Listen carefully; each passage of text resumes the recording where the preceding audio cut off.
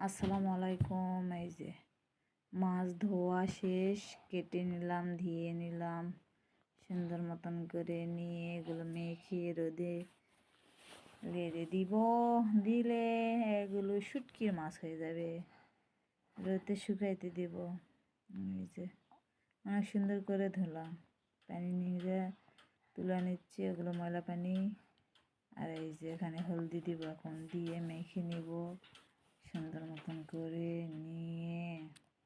আসসালামু আলাইকুম। এই যে মাছ মাছটা আমাকে দিয়ে হলো, তোমরা দেখতে থাকো।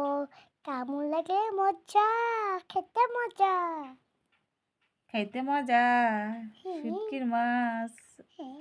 দিয়ে রান্না করলে অনেক মজা হয়, তরকারি সব কিছু। নিজেদের পুকুরের মাছ এগুলো। সবাই ভালো থাকো, সুস্থ থাকো, আমাদের জন্য দোয়া করো, পাশে থেকো ইনশাআল্লাহ।